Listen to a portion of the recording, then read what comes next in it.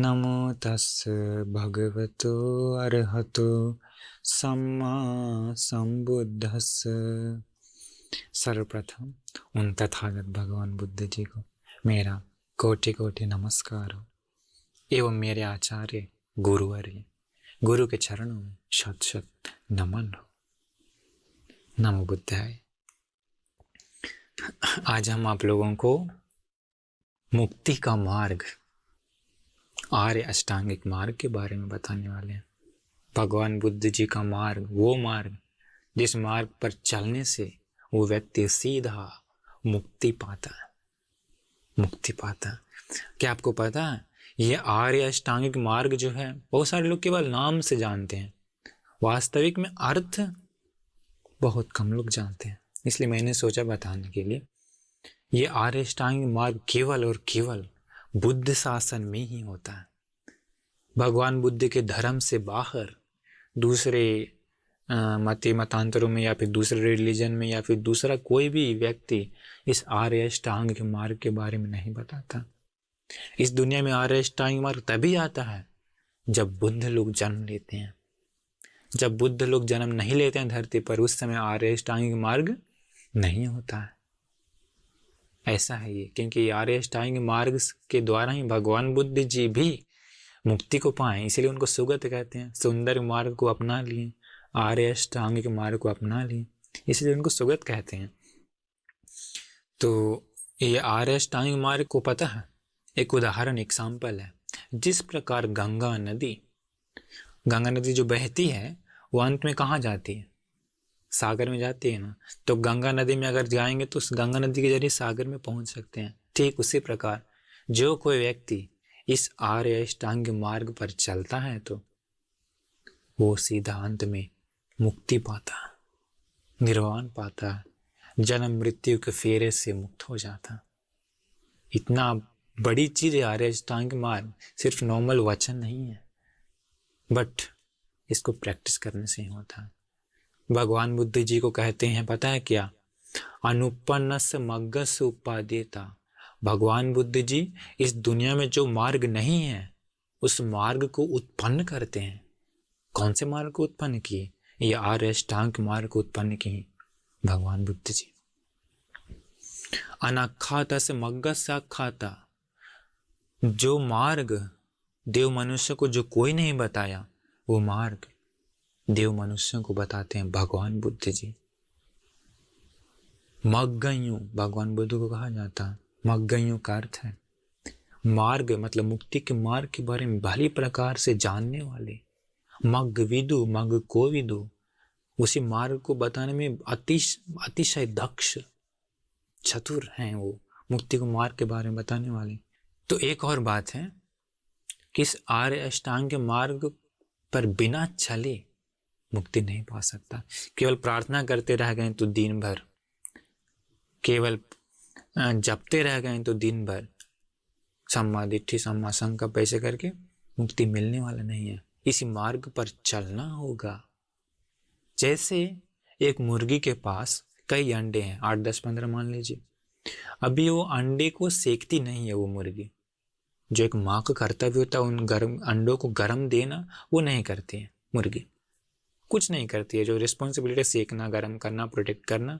और वो प्रार्थना करती है मुर्गी कि अरे इन मेरे अंडों से मेरा बच्चा अपने चोंच से तोड़ करके, अपने नाखून से अंडे का छिलका को तोड़ करके बाहर आ जाए। क्या वो मुर्गियां बाहर आएगी अंडों से? नहीं। क्यों? क्योंकि ये जो कर्तव्य वो किया नहीं। ठीक उसी प्रकार केवल प्रार्थना करते रह गए तो मुक्ति नहीं मिल सकता। भगवान बुद्ध जी बताएं, और एक मुर्गी है, वो क्या करती है? अंडों को सेकती है, रक्षा करती है, भली भांति देखभाल करती है। वो प्रार्थना नहीं करती है कि अरे मेरे अंडों से मेरे बच्चे अपने चोट से, अपने होठ से छिलकों को तोड़कर बाहर है। वो प्रार्थना नहीं करती, लेकिन उचित समय आने पर वो मुर्गियां अंडे के छिलकों को तोड़ करके बाहर आती है। भगवान बुद्ध जी उसी प्रकार बताएं, प्रार्थना करे या ना करे, जो इस आर्य अष्टांगिक मार्ग पर भली भांति चलता है तो उचित समय पर उसे मुक्ति, निर्वाण मिल जाता है। तो आखिर क्या है ये आर्य अष्टांगिक मार्ग, इसी के बारे में आज आप लोगों को हम बताने वाले हैं। ध्यान से सुनिए, बहुत सुंदर विस्तार है ये, आप लोग कहीं नहीं सुने होंगे। ये सूत्र हम बताने वाले आप लोगों को इसी ये मध्यम निकाय में है, महाचत्तारिसक सूत्र नाम है, उसी से लेकर के हम आप लोगों को ये डिटेल्स बताएंगे। आप लोगों को मालूम है धम्मचक्र प्रवर्तन सूत्र में भगवान बुद्ध जी कहते हैं, कतमंच भिक्खवे दुख निरोधगामिनी पटिपदार्य सत्संग, दुख को दूर करने का मार्ग क्या है? भगवान बुद्ध जी बताएं, अयमेव अर्यो अठंगिको मग्गो सेयथिदा, ये 8 अष्टांग के मार्ग है। सम्मा दिट्ठि, सम्मा संकल्प, सम्मा वाचा, सम्मा कम्मंत, सम्मा आजीव, सम्मा वायाम, सम्मा सति, सम्मा समाधि। ये 8 हम ये पाली में बोले। तो अभी हम इन 8 को क्या है सम्मा दिट्ठि, ये सारा एक एक करके पूरा डिटेल से आपको बताएंगे। ये सुनने के बाद आपका दिल में पूरा अच्छी तरह से बैठ जाएगा कि इसका अर्थ क्या है। तो सबसे पहला कौन सा अंग है? पहला अंग है सम्मा दिट्ठि। क्या है सम्मा दिट्ठि, ये जानेंगे। भगवान बुद्ध जी बताएं उसी सूत्र में कि सम्मा दिट्ठि ही सबसे मुख्य होता है इन 8 अंगों में। सम्मा दिट्ठि के बगैर वो आगे का स्टेप में नहीं जा सकता है। सम्मा दिट्ठि को भगवान बुद्ध जी के एग्जाम्पल बताए हैं। जिस प्रकार सूर्योदय होने से पहले सुबह आकाश में लालिमा आती है, आप लोग देखे होंगे सूर्य उदय होने से पहले, उसी से हम लोग समझते हैं कि अभी सूर्योदय होने वाला। ठीक उसी प्रकार इस आर्य अष्टांगिक मार्ग पर जिस किसी के पास सम्मा दिट्ठि होता है, तो उसी से हम लोग समझ सकते हैं कि ये व्यक्ति आगे और आगे मार्ग पर जाएगा, आर्य अष्टांगिक मार्ग पर यही चलेगा और यही आगे मुक्ति पाएगा। वो समझ सकते, वो निमित्त होता है। तो सम्मा दिट्ठि मुख्य होता है। सम्मा दिट्ठि, इसको हिंदी में कहते हैं सम्यक दृष्टि। लोग सम्यक दृष्टि करते हैं पर वास्तव में इसका अर्थ नहीं जानते हैं। तो सारे अंगों को पाने के लिए ये सबसे मुख्य होता है। सम्यक दृष्टि वाला व्यक्ति ही मिथ्या दृष्टि क्या है उसे पहचानता है। जिसके पास सम्यक दृष्टि नहीं है वो मिथ्या दृष्टि अर्थात अंधविश्वास क्या है उसे पहचान नहीं सकता। तो सम्मा दिट्ठि है तो वो पहचान लेता है। पहचान करके पता है क्या करता है? उन मिथ्या दृष्टि को दूर करने के बाद ही वो व्यक्ति सम्यक दृष्टि कहलाता है। मतलब वो व्यक्ति सम्यक दृष्टि से युक्त है कहलाता है। तो इसका मतलब मिथ्या दृष्टि को भी पहचानना पड़ेगा कि आखिर क्या है मिथ्या दृष्टि। भगवान बुद्ध जी बताए मिथ्या दृष्टि अंधविश्वास को समझ लीजिए क्या है। भगवान बुद्ध जी बताते हैं खुद विस्तार, ये मेरा विस्तार नहीं है। पहला है मिथ्या दृष्टि का पहला अंग है नत्थि दिन्नम, दान देने का फल नहीं होता है, ऐसा मानता है कौन? अंधविश्वास लोग। इसलिए आजकल लोग कहते हैं कितने लोग, क्या दान देना, क्यों पैसा बर्बाद करना, क्यों अपना पैसा दूसरों को देंगे, क्यों अपना भोजन दूसरों को देंगे? क्योंकि उन लोग विश्वास नहीं करता कि दान देने से फल मिलता। क्या है ये? मिथ्या दृष्टि, अंधविश्वास। नत्थि इत्थम, नत्थि इत्थम मतलब क्या होता है? पूजा करने का, पूजा वगैरह आदि करने का फल नहीं होता है, ऐसा उन लोग मानता, अंधविश्वास। तीसरा है नत्थि हुतंग, हुतंग मतलब सेवा सत्कार गौरव करने का फल नहीं होता, ऐसा उन लोग मानता है। ये अंधविश्वासी का लक्षण हम बता रहे हैं। जैसे मान लीजिए घर में कोई आगंतुक आते हैं, कोई रिश्तेदार आते हैं या कोई आता है मेहमान, उन लोगों को कुछ भोजन देने से, सेवा सत्कार आदि वगैरह करने से या बड़े बूढ़ों को इज्जत गौरव करने से कोई फल नहीं होता, ऐसा मानता है। इसलिए अभी क्या है ये, अभी ये बहुत है, इसलिए अभी बड़े बूढ़ों को इज्जत गौरव, बड़े लोग आने पर खड़ा होना, ये सब खत्म हो गया। क्यों? अभी का लोग अंधविश्वासी हैं। अंधविश्वासी का ये लक्षण है। और एक है नत्थि सुकट दुक्कटानंग कम्मानंग फला, नत्थि सुकट दुक्कटानंग कम्मानंग फलंग विपाको। अंधविश्वासी लोग विश्वास नहीं करता है कि पुण्य का फल होता है, पाप का फल होता है, उन लोग मानता नहीं है। इसी कारण से तो अभी इतना धरती पर पाप बढ़ गया ना। लोग हत्या करता है, चोरी करता है, व्यभिचार करता है, नशा करता है, झूठ बोलता है, लड़ता है, मारता है, मर्डर करता है। ये सब क्यों? वो लोग अंधविश्वासी हैं। पुण्य पाप का फल विश्वास नहीं करते हैं। इसका मतलब लोग सम्यक दृष्टि वाले नहीं हैं, मिथ्या दृष्टि वाले हैं। और एक है अंधविश्वासी का लक्षण, देखिए, नत्थि अयं लोको नत्थि परलोको। ये लोक है वो विश्वास करता नहीं है। नत्थि परलोको, परलोक होता है ये विश्वास नहीं करता। बहुत सारे लोग अभी ऐसा है। बहुत लोग कहते हैं कि कौन देखने गया है नरक, कौन देखने गया है स्वर्ग, वो कहाँ है, सब स्वर्ग भी यही है, नरक भी यही है, धरती पर नहीं, ऐसा लोग कहते हैं। उन लोग परलोक को विश्वास नहीं करता। भगवान बुद्ध जी कहते हैं ये विश्वास नहीं करता मतलब उन लोग अंधविश्वासी हैं। इंडिया में भी बहुत सारे लोग हैं जो बुद्धिस्ट होकर के भी विश्वास नहीं करते हैं, भगवान बुद्ध के ज्ञान को नहीं जानते हैं। क्या करेंगे, अंधविश्वास में रह करके वैसे ही मर जाएंगे। उत्तम दुर्लभ मौका, भगवान बुद्ध के ज्ञान पर चलने का मौका उन लोगों से छूट जाएगा। नत्थि माता नत्थि पिता, माँ नाम का कोई विशेष इस दुनिया में है, पिता नाम का विशेष कोई दुनिया में है, विश्वास नहीं करता। अब जब माँ पिता को विश्वास ही नहीं करेगा तो आदमी कैसे माँ पिता को सेवा करेगा? कैसे जो जननी है उस माँ को, जो पालन करता है उस पिता को, भविष्य में या बूढ़ा होने में कैसे देखभाल करेगा? उन लोग विश्वास ही नहीं करता, अंधविश्वासी। इसके बाद और एक है नत्थि सत्ता उपपातिका, अंधविश्वासी मिथ्या दृष्टि का लक्षण। वो विश्वास नहीं करता कि उपपातिक प्राणी होते हैं। क्या होता है उपपातिक प्राणी? जो माँ के गर्भ से भी जन्म नहीं लेता, जो अंडे से भी जन्म नहीं लेता, और जो सड़ा गला हुआ चीज से भी जन्म नहीं लेता, इन तीनों के बगैर जो अपने आप जन्म लेता है उसे कहते हैं उपपातिक प्राणी। प्रेत लोक में प्रेत अपने आप जन्म लेता है इन तीनों के बगैर, देवलोक में देवताओं, नरक में नरक के प्राणी, ब्रह्मलोक में ब्रह्म, ये सारे लोग अपने आप जन्म लेते हैं कर्म के अनुसार। वो लोग उपपातिक प्राणी कहलाते हैं। लेकिन अंधविश्वासी का लक्षण क्या है? इनको विश्वास नहीं करता कि ऐसा प्राणी होता है। अभी भी बहुत सारे हैं कहते हैं हम देखे ही नहीं है। अरे सामान्य नजरों से ये सब दिखने वाला नहीं है, पाप में डूबे हुए प्राणियों को ये सब दिखने वाला नहीं है। उसके लिए दिव्य दृष्टि चाहिए, ज्ञान का भंडार चाहिए, ध्यान समाधि चाहिए। साधारण लोगों को कैसे ये सब दिखेगा? इसलिए तो ऋषि मुनि लोग होते हैं, भगवान बुद्ध होते हैं, अरहंत लोग होते हैं। वे लोग अपने दिव्य दृष्टि से देखते हैं और ज्ञान बताते हैं जिसे हम लोग समझ पाते हैं। अंधविश्वासी लोग ये विश्वास नहीं करता, वो भी अंधविश्वासी का लक्षण है। अगला है नत्थि लोके समन ब्राह्मण सम्मग्गता सम्मा पटिपन्ना ये इमं च लोकं परं च लोकं स्वयं अभिज्ञा सच्चिकत्वपविदिन्ति। इस लोक में श्रमण मुनि लोग नहीं हैं जो अपने ज्ञान को बोध करके मुक्ति का मार्ग बताते हैं, वो लोग विश्वास नहीं करता। तो ये लक्षण जो बताएं ये मिथ्या दृष्टि का है। तो जो सम्मा दिट्ठी वाला व्यक्ति इसे भली भांति समझता है कि ये है अंधविश्वास का लक्षण, ये है मिथ्या दृष्टि।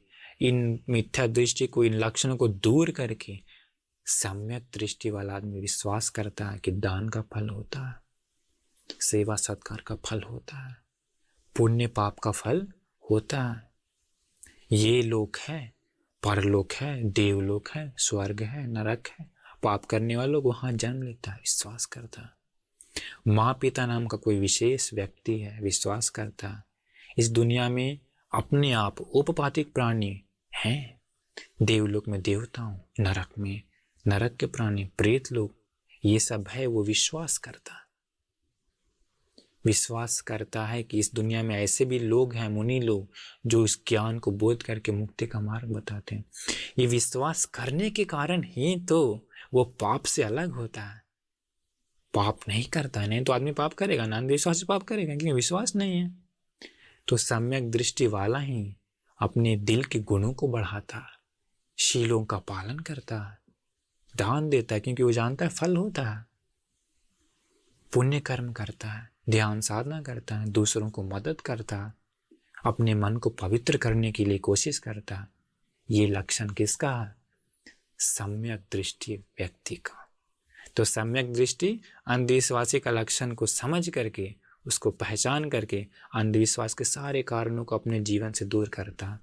तो आप भी इस ज्ञान को सुन रहे हैं तो आर्य अष्टांगिक मार्ग का पहला लक्षण जो है सम्यक दृष्टि, इसे अपनाने के लिए आपको मिथ्या दृष्टि के लक्षणों को दूर करना होगा, तब आप सम्यक दृष्टि कहलाएंगे। ये हुआ आर्य अष्टांगिक मार्ग का पहला अंग।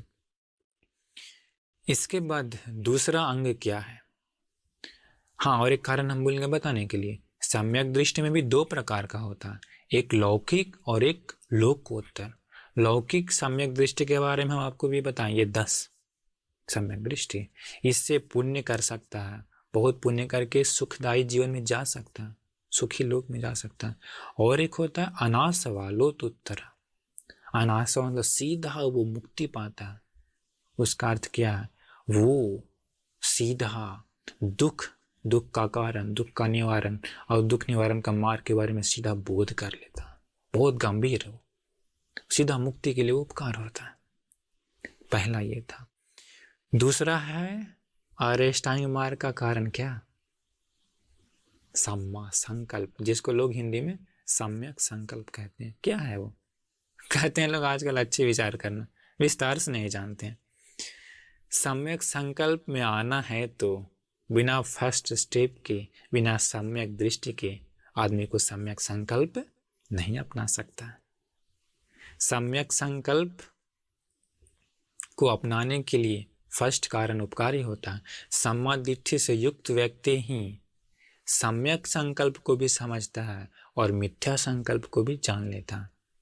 इस प्रकार जान करके वो बुद्धिमान व्यक्ति मिथ्या संकल्प को सबसे पहले दूर करता है, तभी तो सम्यक संकल्प आएगा ना। जैसे मान लीजिए एक घड़ा में पवित्र पानी डालना है तो सबसे पहले उसके अंदर जो कचरा है या गंदा पानी उसको हटाना पड़ेगा ना। गंदा पानी को हटाने के बाद ही पवित्र पानी को डाल सकते हैं। ठीक उसी प्रकार सम्यक संकल्प में आने के लिए जो मिथ्या संकल्प है उसे क्या करना पड़ेगा? हटाना पड़ेगा। तो भगवान बुद्ध जी बताएं, वो बुद्धिमान व्यक्ति सबसे पहले मिथ्या क्या गलत संकल्प उसको पहचानता है, पहचान करके दूर करता है। क्या है? भगवान बुद्ध जी पहला बताएं काम संकल्प। काम संकल्प का अर्थ होता है सीधा इस दुनिया के बारे में, सिर्फ खाना है, पीना है, ऐश मौज करना है। और क्या लोग कहते हैं, अरे कुछ दान पुण्य करने से क्या फायदा, सिर्फ खाओ पियो, जो ऐश मौज करना है वो सब करो। पैसा दौलत धन संपत्ति ये सब के बारे में, जो दुनिया के बारे में सोचते रहते हैं, ये सब क्या है? काम संकल्प। दूसरा भगवान बुद्ध जी बताएं व्यापाद। व्यापाद मतलब हमेशा क्रोध से रहता, गुस्सा से रहता, उसको मारना चाहिए, उसको नष्ट कर देना चाहिए, उसका सीधा खलास कर देना चाहिए थोड़ा सा कुछ होने पर, गुस्सा का संकल्प। तीसरा है विहिंसा। हिंसा करने के बारे में सोचते रहते हैं, उसको हाथ तोड़ देना चाहिए, उसका पैर तोड़ देना चाहिए, उसका गला फोड़ देना चाहिए, उसका आँख फोड़ देना चाहिए, ऐसा हिंसा करने के बारे में सोचते रहते हैं। ये तीनों क्या है? सम्यक संकल्प या मिथ्या संकल्प? मिथ्या संकल्प गंदा पानी के जैसा, तो उसी घड़े में पवित्र पानी डालना है तो उसको हटाना पड़ेगा। तो सम्मा दिट्ठी, सम्यक दृष्टि वाला आदमी ही इन गलत विचारों को समझ जाता, समझ करके इसे दूर करता है कि ये मेरे लिए अच्छा नहीं है। इसे दूर करके वो सम्यक संकल्प में आता है। क्या है सम्यक संकल्प? निखम्म संकल्प। भगवान बुद्ध जिस प्रकार ज्ञान के बारे में बताएं, उसी ज्ञान के बारे में सोचता है। जिस प्रकार से अपने मन के पाप दूर होता है उस प्रकार से विचार करता है। जिस प्रकार से अपने मन में अच्छे अच्छे विचार जागते हैं उस प्रकार से विचार करता है। जिस प्रकार से अपने मन की सारी बुराइयां दूर होती है उस प्रकार का विचार करता है। ये हुआ निखम्म विचार। और एक है अव्यापाद। क्रोध गुस्सा नहीं, दया का भाव है उसके दिल में, सभी प्राणियों के प्रति मैत्री का भाव है, वो मैत्री साधना करता है। क्या है ये? अव्यापाद संकल्प। तीसरा है अविहिंसा। दूसरों को हिंसा करने के बारे में, कष्ट पहुंचाने के बारे में विचार नहीं करता है। वो अपने दिल में करुणा जगाता है सारे प्राणियों के प्रति, चाहे मनुष्य हो, चाहे पशु पक्षी हो, चाहे अमनुष्य हो या देवता हो। तो ये 3 कारण है। तो पहला निखम संकल्प, अव्यापादाविहिंसा, वो सम्यक संकल्प व्यक्ति कहलाता। 2 कारण हो गया। तीसरा आइए, तीसरा क्या है? सम्मा वाचा, हिंदी में लोग कहते हैं सम्यक वचन। क्या है वो? सम्यक वचन में आने के लिए सबसे पहले जो मिथ्या वचन है उसे अपने जीवन से हटाना होगा, तभी सम्यक वचन को जगह मिलता आने के लिए, नहीं तो जगह नहीं मिलता। जैसे हम उदाहरण बताएं कि जिस घड़े में पवित्र पानी डालना है तो गंदे पानी को हटाना पड़ेगा, उसी प्रकार अपने जीवन से मिथ्या वचन को हटाना पड़ेगा। तीसरा स्टेप में आने के लिए भी फर्स्ट स्टेप ही उपकारी होता है। बिना सम्यक दृष्टि के सम्यक संकल्प नहीं पा सकता, और उसके बिना सम्यक वाचा भी नहीं पा सकता। तो भगवान बुद्ध जी कहे कि सम्यक दृष्टि वाला व्यक्ति ही सम्यक वचन को अपनाता है। उससे पहले वो मिथ्या वचन को पहचान लेता है। क्या है मिथ्या वचन? भगवान बुद्ध बताए, मुसावादो, झूठ बोलता है, पिसुना वाचा, चुगली करता है, फरुसा वाचा। फरुसा वाचा का अर्थ होता है कठोर वचन बोलता है, जिस वचन से दूसरों का दिल दुखता है, जिस वचन को सुनने से कान को कष्ट पहुंचता, वैसा वचन कहता है। चौथा है संपफलापा, व्यर्थ अर्थ शून्य बातें, वैसे ही दुनियादारी के बारे में बातें करते रहता, व्यर्थ वाणी, बिना धर्म की बातें करते रहता, जो मुक्ति के लिए उपकार नहीं है वैसी बातें करते रहता। ये 4 भगवान बुद्ध जी बताएं मिथ्या वचन है। अभी पूरा का पूरा समाज इसी में ना डूबा हुआ है। पूरा समाज का लोग झूठ में ही डूबा हुआ है। बोलता बिना झूठ बोले कैसे जीवन बिताएंगे, इसी में डूबा हुआ, क्या करेंगे?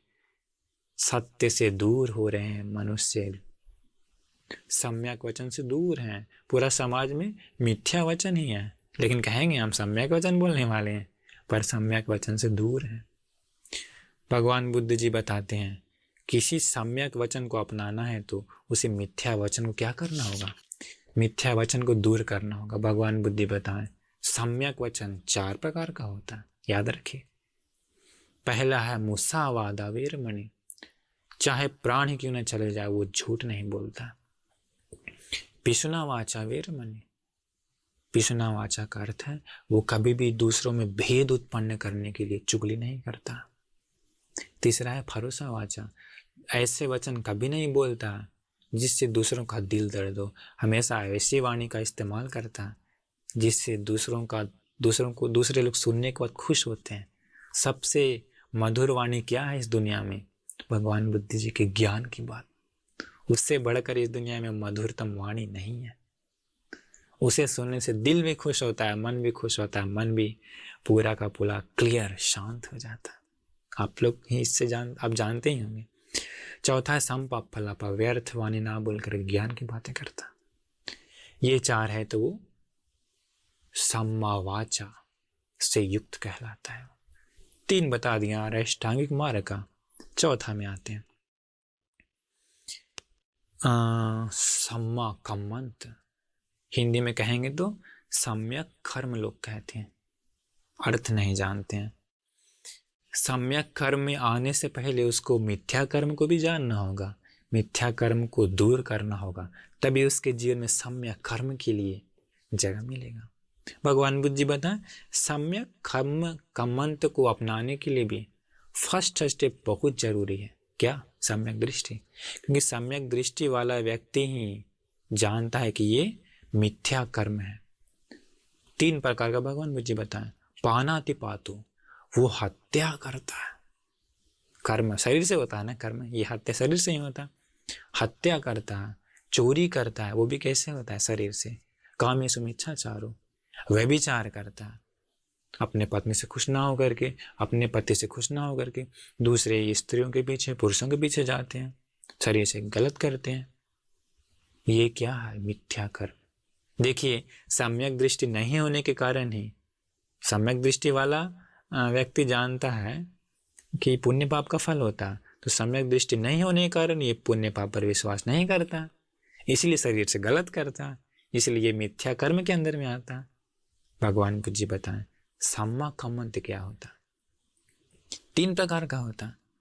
हत्या नहीं करता है वो, चाहे जो कुछ भी हो जाए, प्राण ही क्यों न चले जाए, प्राण दांव पर लगा देता है, किंतु हत्या नहीं करता है, क्योंकि वो विश्वास करता है, सम्यक दृष्टि है उसके पास पुण्य पाप का फल को, परलोक को विश्वास करता है, औपपातिक प्राणी को विश्वास करता है, इसलिए चाहे कुछ भी हो जाए वो हत्या नहीं करता शरीर से, चोरी नहीं करता, अदिन्ना दान वीरमणि, कामेषु मिच्छाचार वीरमणि।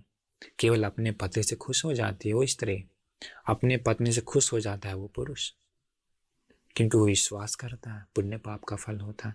तो ये 3 कारण है तो वो व्यक्ति सम्मा कम्मंत के अंदर आता है, सम्यक कर्म के अंदर वो आता है। देखिए, हम एक छोटी सी घटना बताते हैं आपको कि कैसे लोग पाप में नहीं जाते हैं, कैसे लोग सम्यक कर्म के बारे में हम एक अरहंतमंती का घटना बताएंगे। अरहंतमंती लोग का सम्यक कर्म देखिए कितना अद्भुत होता है कि चाहे जो कुछ भी हो जाए उन लोग हत्या करने के लिए रेडी नहीं होते हैं। एक भंती जी थे, वो भंती जी एक गांव में एक घर में हमेशा भोजन के लिए जाते थे। वो घर का आदमी जो मणि होता है ना, मणि को पॉलिश करने वाला आदमी था, मणि को काटने वाला आदमी था। वो भंती जी हमेशा उसी घर में जाते थे, क्योंकि वो घर का लोग बहुत श्रद्धा से भंती जी को अपना बेटा के समान भंती जी को सेवा करता था, भोजन देता था। एक बार भंती जी उसी घर में गए, उसी समय उसी घर का आदमी मांस काट रहा था, कुछ मांस था। उसी समय क्या हुआ, एक राजा का एक दूत राजपुरुष आया एक मणि लेकर के, और उसी घर का आदमी को बोला कि देखो महाराज ने जल्दी से इसको पॉलिश करके मांगा, इसलिए फटाफट इसको दे दो, करके दे दो। तो वो क्या किया, वो आदमी, उसी घर का आदमी, उसके हाथ में खून लगा हुआ था, उसी हाथ से उस मणि को उठाया और टेबल पर रख दिया। हाथ में खून होने के कारण उस मणि में भी खून लग गया। उसी घर में एक पक्षी था, मतलब मांसाहारी पक्षी, मांस खाने वाला। उसी मणि में खून लगे हुए होने के कारण वो सोचा मांस है। वो आया, आया, उड़ करके मणि खून निकल गया। वो अंदर से वो हाथ धो करके आया, टेबल पर मणि रखा था, अभी मणि नहीं है। भंती जी भी बगल में बैठे हुए हैं। भंती जी देखे मणि को, वो पक्षी निकला। भंती जी पूछे कि भंती जी यहाँ पर मणि रखा था, आप लिए? तो बोले नहीं, हम नहीं लिए। कौन लिया? भंती जी चुप हो गए। दूसरी बार पूछे, भंती जी बताइए, यहाँ पर मणि था, आपने लिया? वो बोलते नहीं। किसने लिया? वो चुप हो रहे हैं। तो समझ रहा, अच्छा तो आप मणि को चुरा लिए और बोल भी नहीं रहे। घर में अपना पत्नी को बताया जा करके, पत्नी बोला देखो मणि भंती जी ने चोरी के लिए, कोई आया भी नहीं यहाँ पर, दूसरा कोई भी। बोला ऐसे कैसे हो सकता है, ये भंती जी तो इतना समय से हम लोग का घर में आते हैं, कभी भी चोरी किए हैं क्या? कभी भी वो हत्या करते हैं क्या? नहीं ना, वो नहीं लिए। नहीं नहीं नहीं, हमको पूरा का पूरा डाउट है इसी पर। फिर जाके पूछता है भंती से, भंती जी बताइए मणि कौन लिया? तो भंती नहीं बता रहे हैं। क्यों बताएंगे कि वो चिड़िया, वो पक्षी ने निकला, ये आदमी क्या करेगा, उसको मार देगा, इसलिए भंती नहीं बता रहे हैं। चुप हो गए सीधा।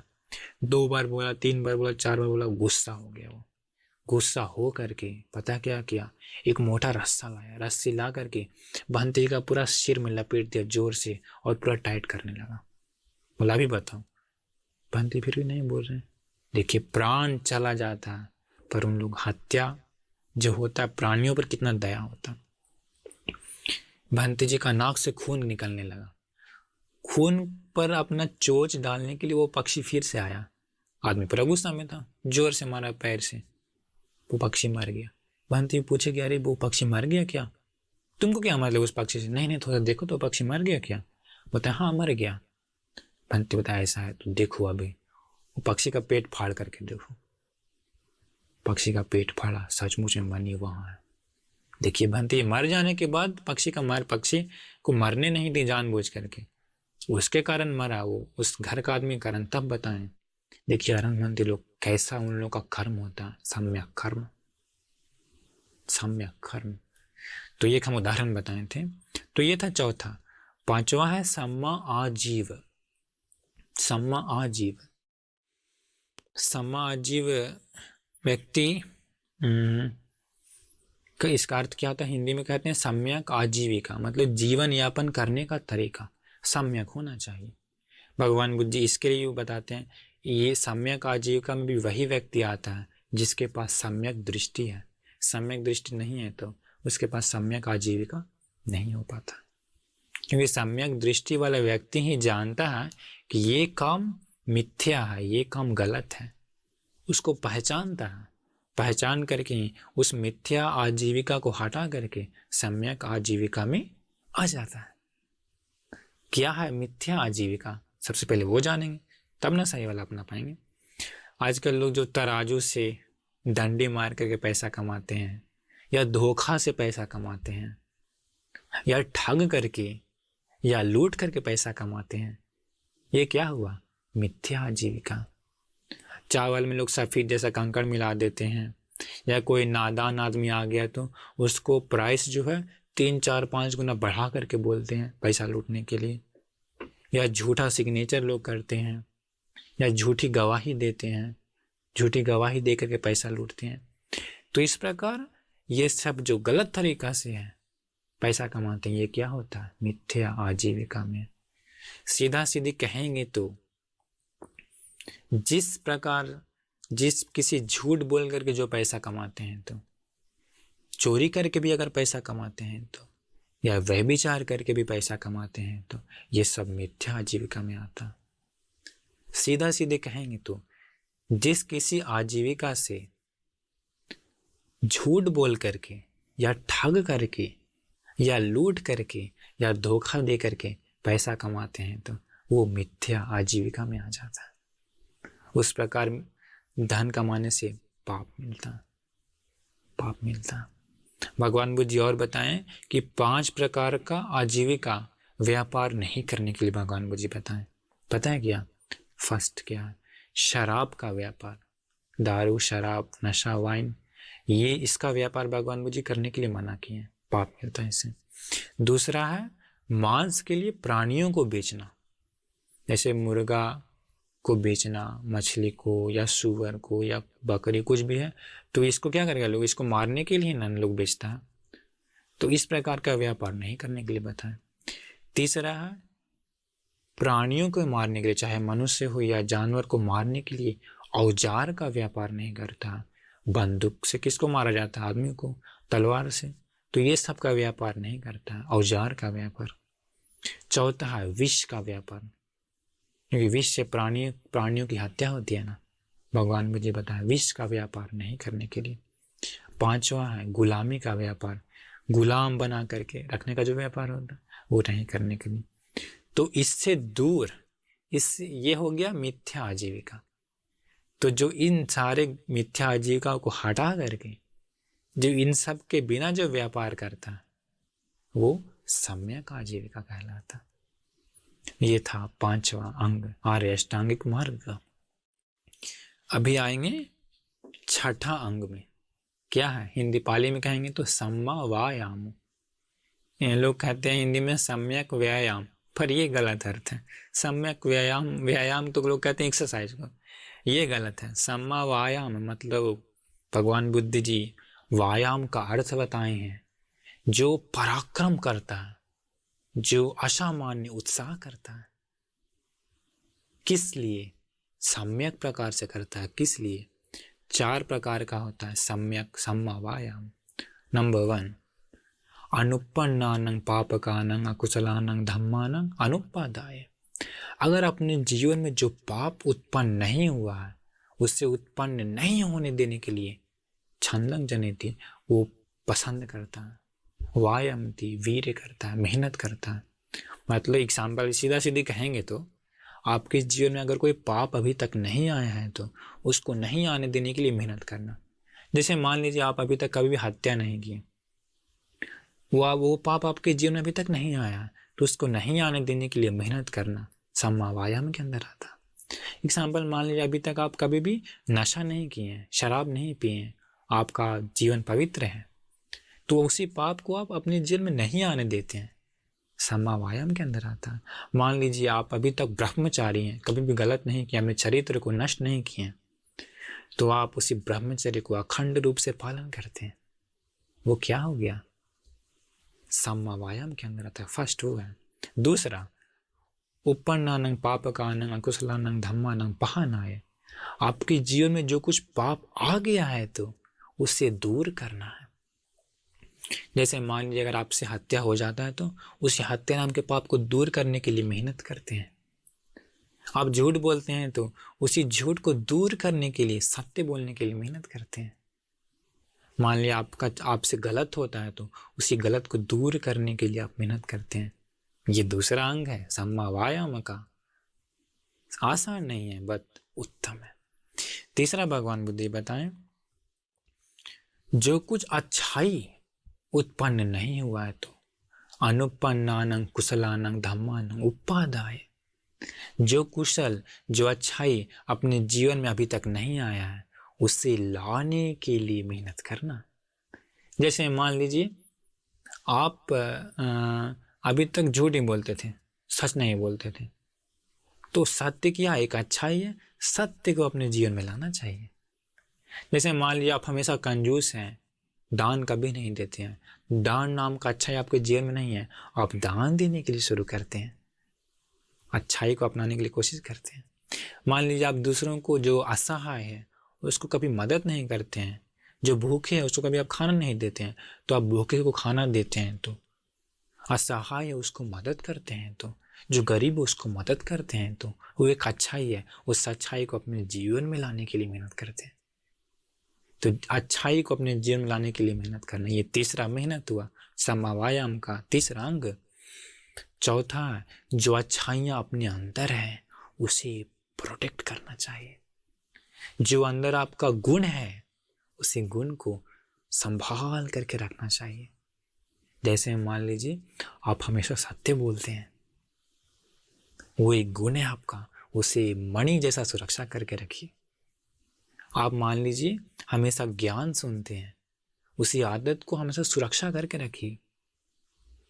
मान लीजिए आप हमेशा दान देते हैं, वो एक गुण है, उसको मणि जैसा सुरक्षा करना चाहिए। आप कभी भी चुगली नहीं करते हैं, आप हमेशा मधुर वाणी बोलते हैं, वो गुण है आपका, उस गुण को सुरक्षा करके रखिए। आप मान लीजिए पतिव्रता हैं, या फिर आप कभी भी गलत काम नहीं करते हैं, दूसरे स्त्रियों के पीछे या दूसरे पुरुषों के पीछे नहीं जाते हैं, वो एक आपका गुण है, उसी गुण को प्रोटेक्ट करना चाहिए। तो जो गुण है उसको प्रोटेक्ट करना, ये चौथा अंग है सम्मा वायाम। सम्यक व्यायाम मत कहिएगा इसको, सम्मा वायाम ही है, पाली में ही कहेंगे तो अच्छा है। ये हुआ छठा अष्टांग मार्ग का। अभी बताने वाले हैं पांचवा और दो सातवां अंग। क्या है वो? सम्मा सति। सम्मा सति बहुत ही गंभीर है। भगवान बुद्ध जी शॉर्ट में संक्षेप में कहेंगे तो इसे अपने होश को रखना। भगवान बुद्ध जी इसके लिए बताएं 4 सतिपट्ठान: कायानुपස්සना, वेदनानुपස්සना, चित्तानुपස්සना, धम्मानुपස්සना से युक्त होने वाला व्यक्ति सम्मा सति कहलाता है, सम्यक स्मृति वाला कहलाता। और 8वां अंग है सम्मा समाधि। समाधि मतलब ध्यान, एकाग्रता। समाधि में कहेंगे तो जैसे में आप आनापानसति ध्यान के जरिए अपने मन को एकाग्र करते हैं, या तो फिर मैत्री ध्यान के जरिए, या धातु मनसिकार ध्यान के जरिए, या अशुभ ध्यान के जरिए, या बुद्धानुसति, धम्मानुसति, संघानुसति, ये सारा ध्यान है। इन ध्यान के जरिए अपने मन को एकाग्र कर लेते हैं तो सम्मा समाधि कहलाता है। अनित्य ध्यान, अनित्य स्कंद ध्यान, ध्यान भगवान मुझे बहुत सारा बताए हैं। तो इन ध्यान के जरिए अपने मन को एकाग्र कर लेते हैं तो प्रथम ध्यान, द्वितीय ध्यान, तृतीय ध्यान, चतुर्थ ध्यान, इन गुणों को, इन ध्यान को, इन एकाग्रताओं को अपना लेते हैं तो वो सम्मा समाधि के अंतर्गत आता है। सम्मा समाधि का डिटेल्स बहुत ज़्यादा, तो इसलिए हम आपको इसे शॉर्ट में बता रहे हैं। तो इन ध्यानों के जरिए मन को एकाग्र कर लेना सम्मा समाधि है। मिथ्या समाधि भी होता है। जैसे मान लीजिए मिथ्या समाधि, कोई व्यक्ति फिल्म देख रहा है, फिल्म देखते समय कभी कभी उसी रूम में कोई आ भी जाता है, पर इस व्यक्ति को होश नहीं रहती, इसका मन एकाग्र कहाँ है? उसी फिल्म के जरिए, पर वो सम्यक नहीं होता है, वो मिथ्या होता है। समझ गए? कोई व्यक्ति गाना सुनने में पूरा मग्न है, पूरा माइंड फोकस कहाँ है उसका? गाना में ही। सम्यक एकाग्रता नहीं है, सम्यक समाधि नहीं है, वो मिथ्या समाधि है। सम्यक समाधि मतलब जिस प्रकार समाधि से अपने मन का अकुशल दूर होता है, तो कुशल से ही मन एकाग्र होता है, तो वो सम्यक समाधि कहलाता है। तो ये था 8वां अंग। 8वां भी आपको हम बता दिए। पहला क्या था? सम्यक दृष्टि। दूसरा सम्यक संकल्प, सम्मा दिट्ठि, सम्मा संकल्प, सम्मा वाचा सम्यक वचन, सम्मा कम्मंत सम्यक कर्म, सम्मा आजीव सम्यक आजीविका, सम्मा वायाम मतलब सम्यक प्रयास कहेंगे तो ठीक है, सम्मा सति मतलब सम्यक सति स्मृति, सम्यक समाधि। ये 8 अंग है। तो ये 8 अंगों को ही भगवान बुद्ध जी आर्य अष्टांगिक मार्ग कहे हैं। तो अगर आप इसी आर्य अष्टांगिक मार्ग पर चलते हैं, तो भली भांति चलते हैं, तो धीरे धीरे धीरे धीरे आप मुक्ति के करीब पहुंच जाएंगे। तो हर एक लोगों में ये 8वां अंग भली भांति नहीं, ये 8वां अंग भली भांति कंप्लीट होने के बाद वो मुक्ति तक पहुंच जाता। किसी किसी में सम्यक दृष्टि थोड़ा हो सकता है, किसी में ज़्यादा हो सकता है, किसी में सम्यक कर्मांत सम्यक कम ज़्यादा हो सकता है, थोड़ा हो सकता है। तो इसलिए इसे सुन करके इसे प्रैक्टिस करना चाहिए। प्रैक्टिस करके इन गुणों को धीरे धीरे धीरे धीरे बढ़ाना चाहिए। बढ़ाएंगे तभी आपका फिर धीरे धीरे कंप्लीट होगा। अंग कंप्लीट होने के बाद ही आप मुक्ति तक पहुंच जाएंगे। इन 8 में से भी सबसे मुख्य है फर्स्ट सम्यक दृष्टि। बिना सम्यक दृष्टि के ये बाकी 7 अंग आप नहीं पा सकते हैं। सम्यक दृष्टि के लिए भी आपको मिथ्या दृष्टि दूर करना होगा। आजकल की दुनिया में ज़्यादातर मिथ्या दृष्टि वाले लोग ही हैं। तो ये 8 अंग हैं। 2 अंग और हम आपको बताते हैं, 9वां और 10वां सम्यक ज्ञान और सम्यक विमुक्ति। ये 2 अंग पाए जाते हैं जो भिक्षु अरहंत हो जाता है। जो अरहंत हो जाता है उन लोगों में 2 अंग हो जाए और बढ़ जाता है। इसलिए भगवान बुद्ध जी कहें उन लोगों को 10 अंग ही संपन्न। वो लोग 10 अंग से युक्त हो जाते हैं अरहंत लोग। तो इसलिए ये आर्य अष्टांगिक मार्ग था। हम आप लोगों को अभी आर्य अष्टांगिक मार्ग के बारे में पूरा डिटेल्स हर एक अंग का 8 अंगों का पूरा डिटेल से विस्तार से बता दिए। तो आप लोग इसको भली भांति समझ लीजिए और अपने जीवन में आर्य अष्टांगिक मार्ग को अपनाइए। आर्य अष्टांगिक मार्ग पर चल